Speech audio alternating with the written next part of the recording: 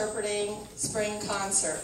Some of you probably don't know what that means. Every year we have the third students, one of their assignments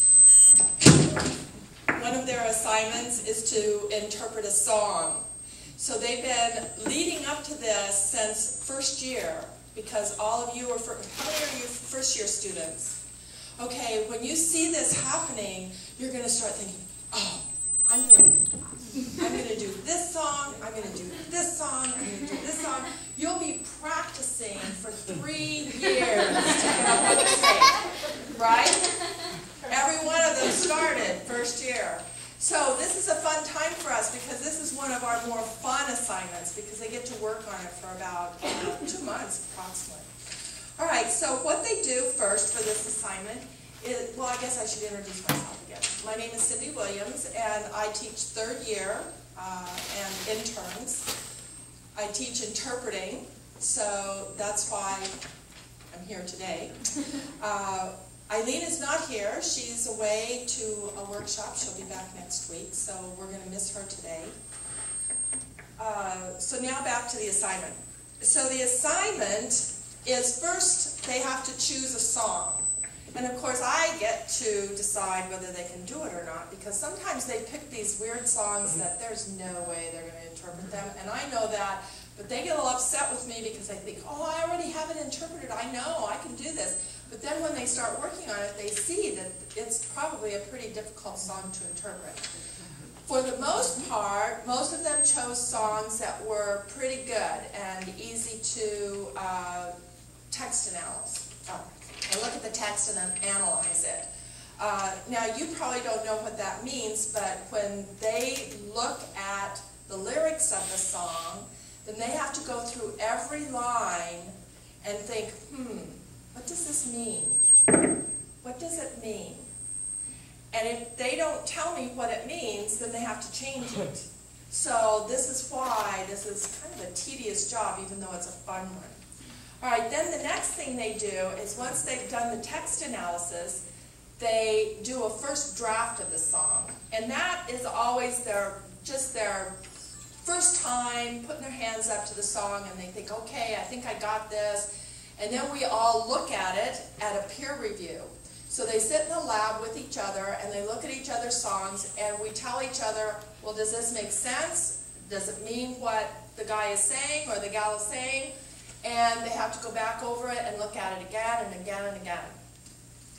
Once they have done the peer review, they do the fine-tuning. So they do all the fine-tuning. Everybody's comments and feedback, they try to incorporate back into the song again. So they do another draft of it. It's called the revised draft. Then they have to take that revised draft into the deaf community and ask a deaf person to see it. And if it makes sense to the deaf person. And sometimes it doesn't, and sometimes it does. So then they have to go back to the drawing board, or maybe they just have to tweak it a little bit here and there. Then they do the final draft, which they had to turn in last night, and then they perform today. So they've already tried their songs up here on stage, so I think half of their stage fright is gone. The other half is still lingering, but it's okay because, as I tell them, even as interpreters, if you don't have a little bit of weirdness, butterflies in your tummy when you go out to interpret, then you've lost your humility and you shouldn't be interpreting. So if you can keep that as a thought as you grow through the program, that's an important concept to keep in mind. So now we're going to start. Let me see.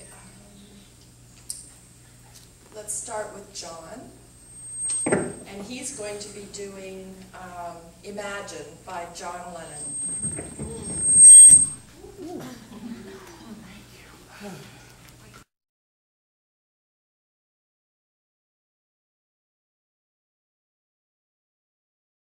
Okay, so can you imagine?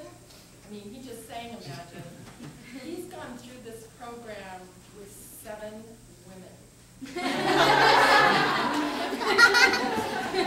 He's going to be the best catch anyone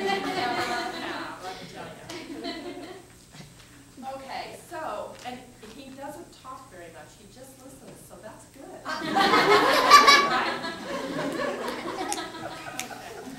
All right, so now, you know, a lot of people think that the deaf community, they don't like music, but that's not necessarily true. As we learn to interpret songs for the deaf community, if we can make them into a story for them, then they can enjoy the words to the songs just as much as we do, because we see we hear the words, and of course we have the hearing ability to hear the music, and some deaf people have that ability also, depending on their hearing loss. Or they can feel the beat of the music, and oftentimes, for instance, at dances or places, if they've got a nice wooden floor and the acoustics are just so, deaf people really do enjoy dancing and having a great time, just like us hearies. So don't ever think that deaf people don't like music, because you'll hear that every once in a while. I mean, they don't listen to it like we do. I mean, they're not going to sit in the car and turn on their music, although Eileen's been noted to do that on full blast. And then I get in the car and I become deaf. CDs that are drumming music, and she loves drums, and she plays the drums, so she gets that music hopping in the car, and I'm like, oh my gosh, I think she blew a speaker on her.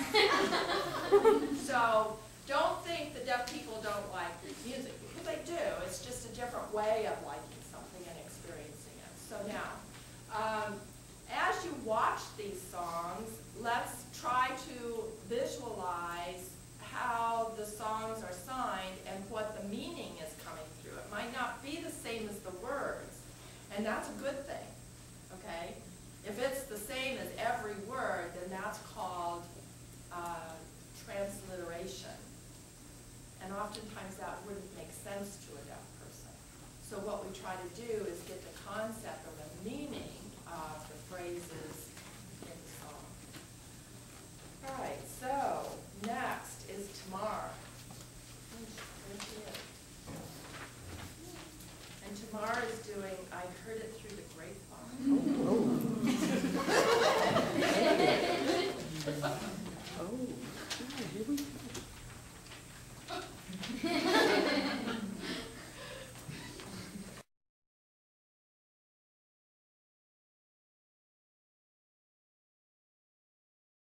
Now, you notice that there were parts in her song that there were no lyrics, so we have to do something with that lyrics. A deaf person doesn't want us to stand up here and just do whatever. So you see how she incorporated some of the lyrics into that part so that it made more sense for a deaf person, okay? All right, so our next person is Maureen, and she is doing Somebody's Hero.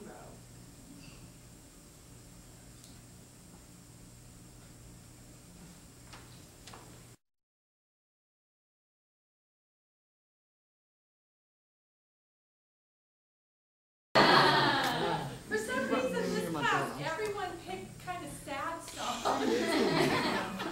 Okay, so let's see now. Heather is next, and her song is called The Jar of Hearts by Christina Perry. Okay? Oh, and I forgot to tell them all to break a finger.